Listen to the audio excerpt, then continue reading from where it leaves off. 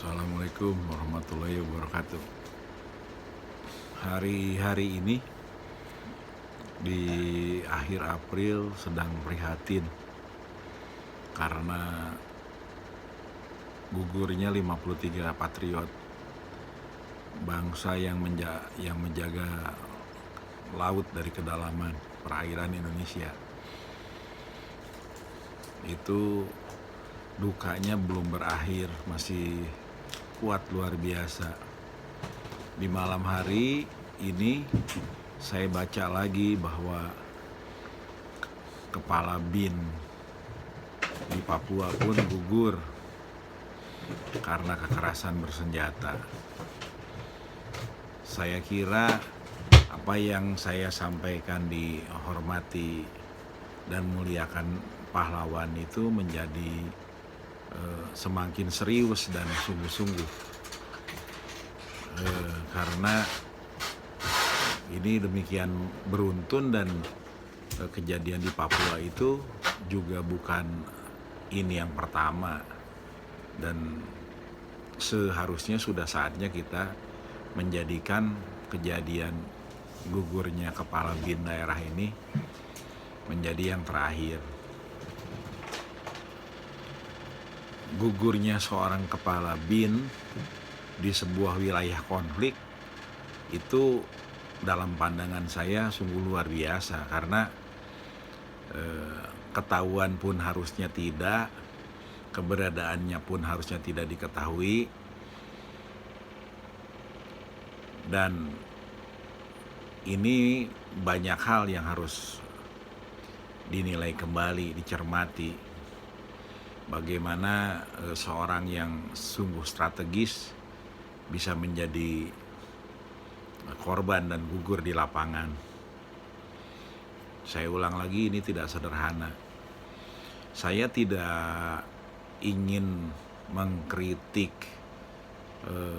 Menteri Pertahanan yang diberi tugas untuk ngurusin sawah gitu, karena pasti Presiden punya visi dan misi sendiri gitu kan. Artinya beliau yang paling ngerti lah, dan yang paling punya kewenangan. Hanya dengan kejadian yang terus-menerus di Papua itu, kemudian juga tenggelamnya kapal selam Narada 02 serta gangguan keamanan ini tidak terus berhenti, maka saya kira sudah saatnya Menteri Pertahanan melakukan banyak hal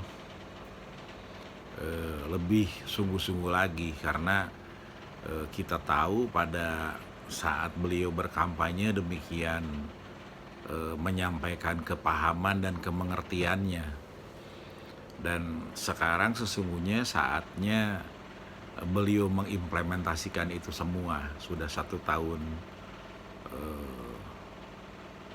setengah ini berjalan, jadi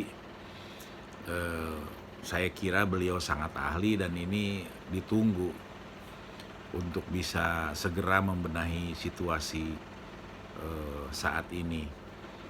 Dan kenapa saya akhirnya terbuka bicara soal ini, karena saya melihat sebelumnya itu juga sudah berteriak di berbagai daerah soal darurat agraria di berbagai daerah, perampasan tanah, kemudian juga yang itu juga sesungguhnya menunggu waktu saja. Kalau mendengar apa yang disampaikan oleh Pak Nasir Jamil, anggota DPR, menunggu waktu itu terjadinya tsunami akibat persoalan pertanahan ini gitu kan. Jadi dalam bahasa beliau perlu tsunami untuk menyelesaikan itu. Tapi yang ingin saya sampaikan, semoga ini tidak terjadi gitu kan, karena di FKMTI justru malahan mengajak adu data. Nah, tetapi semua apa yang disampaikan di malam hari ini adalah sebuah keprihatinan yang semoga menjadi bahan yang sungguh-sungguh untuk dikaji dan ditindaklanjuti. Ini tentunya belum bisa dikatakan darurat lah kalau hanya itu sendiri gitu kan. Jadi ketika persoalan pertahanan keamanan hanya seperti yang barusan disampaikan, itu tentu belum tentu itu emergensi. Tetapi ketika kita baca juga di sebuah media harian yang terbit pagi hari, disampaikan juga beberapa pejabat di Makassar itu tertangkap menggunakan narkoba. Ini artinya banyak gunung-gunung, puncak-puncak gunung es yang saya khawatir ini tidak terbaca secara menyeluruh.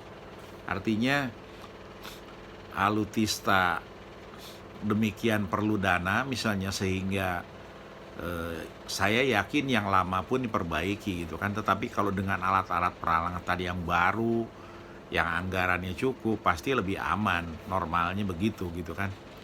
Jatuhnya pesawat beberapa tahun yang lalu, kemudian ini tenggelam, itu atau misalnya operasi KKB yang parsial gitu kan, hanya sepertinya ada iya tidak ada gitu kan. Jadi dibilang ada ya seperti tidak, dibilang tidak ya seperti ada.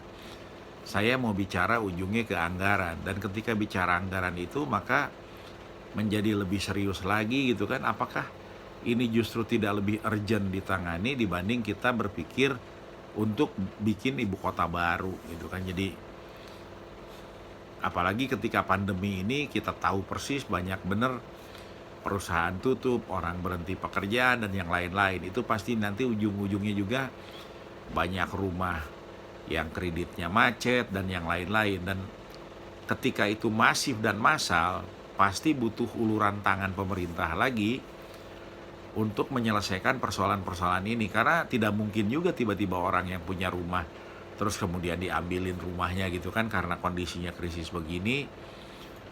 Dan diambilin perbankan juga kan nggak bakal jadi duit juga, nggak ada yang beli saat ini.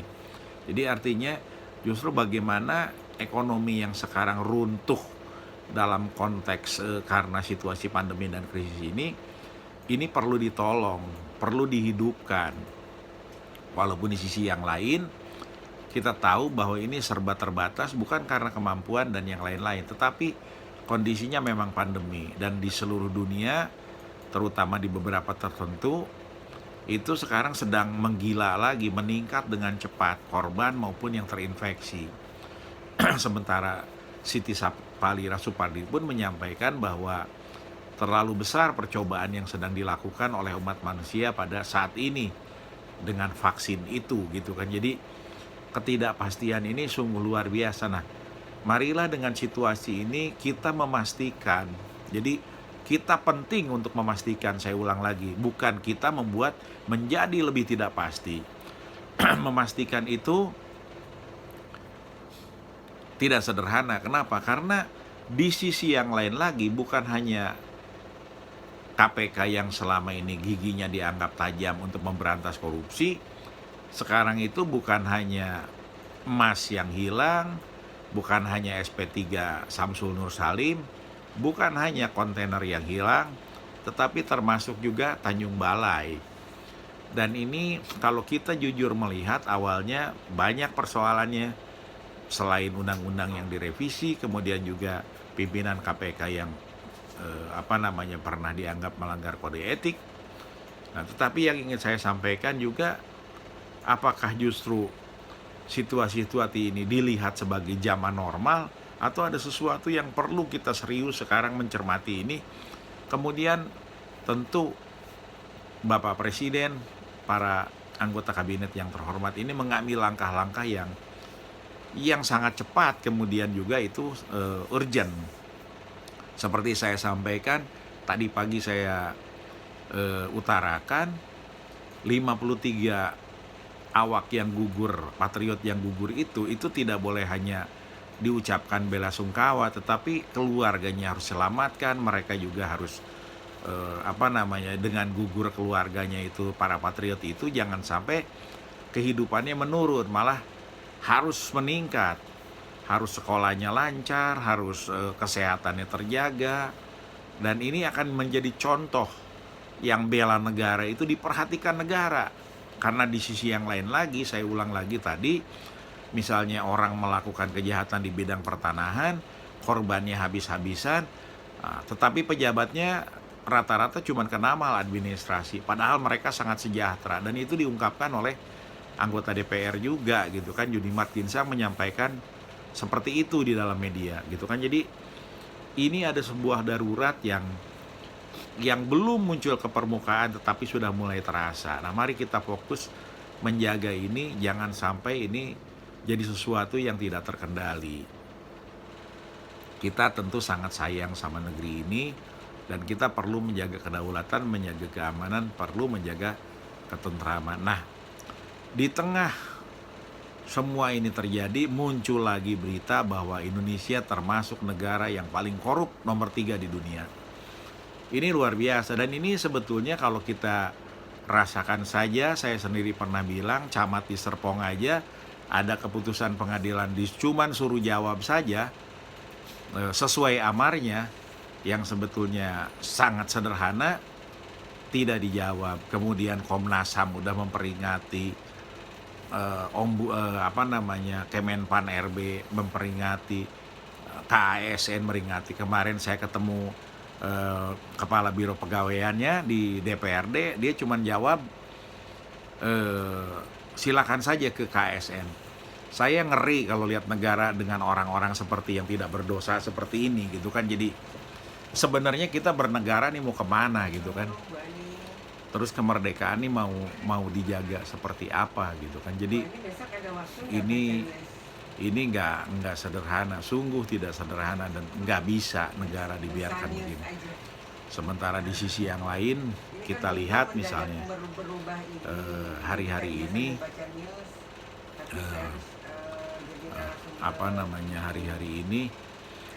kita melihat bahwa sungguh prihatin ya.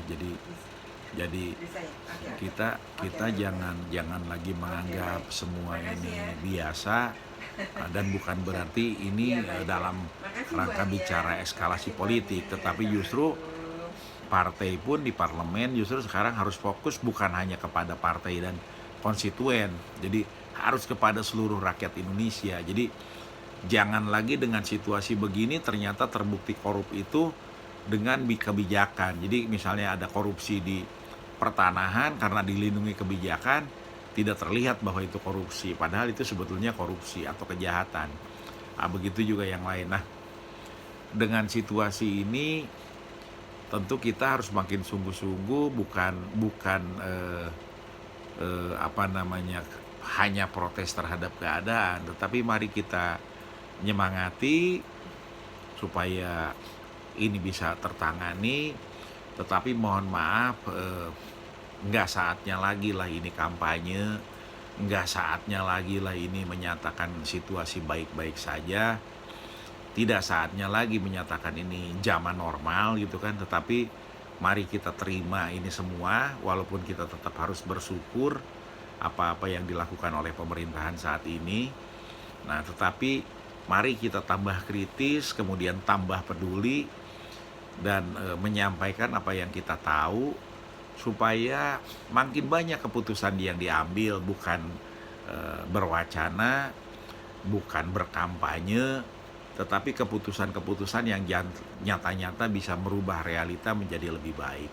Nah, dan ini tentu hanya sedikit dari berbagai musibah yang kita dengar dari awal tahun ataupun tahun sebelumnya ya. Jadi ada banjir di Kalimantan Selatan, dan ada gempa bumi, ada terlalu banyak kalau terus disebutkan ini bisa hanya penuh dengan itu. Tapi yang ingin saya sampaikan, marilah kita bersungguh-sungguh fokus ke perbaikan itu, bergandeng tangan, tolong menolong, kemudian juga cukupkan sudah untuk berdebat hal-hal yang tidak substantif, tapi mari semangati dan menyampaikan apa adanya bahwa ini sesungguhnya tidak sederhana. Jadi jangan ada lagi misalnya di media itu rebutan eh, jabatan di BUMN, atau misalnya kita dengar BUMN itu sudah rugi padahal ke vendornya yang orang Indonesia, pengusaha kecil nggak dibayar sudah berapa lama gitu kan, apa lewat tahun. Itu tolong jangan jangan kejadian-kejadian seperti itu gitu kan, tapi betul-betul semua itu difokuskan untuk menjaga negeri ini gitu kan. Jadi dan saya kira apa yang disampaikan juga oleh salah satu intelektualitas dari UI ya, dia mengeritik tentang akademisi kemudian perguruan tinggi, dan saya kira ini juga harus diperhatikan secara benar, karena jangan-jangan dalam situasi seperti ini ketika para ahli dan orang-orang yang biasanya sangat objektif di perguruan tinggi, tetapi karena kesulitan-kesulitan ini malah lebih berpatokan kepada pendapatnya para pemodal ya, karena menyumbang banyak hal ke perguruan tinggi. Dan kalau kita mau jujur melihat itu semua, bukan hanya kepada perguruan tinggi, mungkin gitu kan, bisa jadi terhadap pemerintahan, pejabat pemerintahan, dan kita tahu juga banyak para petinggi pemerintahan yang pensiun pun sekarang bekerja di perusahaan-perusahaan besar itu. Nah, kalau bekerjanya dalam rangka profesional itu barangkali masih tanda petik lah soal etika dan yang lain-lain gitu kan. Tetapi ketika di perusahaan-perusahaan itu lebih untuk melancarkan bisnis dan keamanan, padahal banyak yang dilanggar, itu kan sungguh sayang bener gitu kan. Jadi saya mengulang lagi, karena udah makin banyak darurat, maka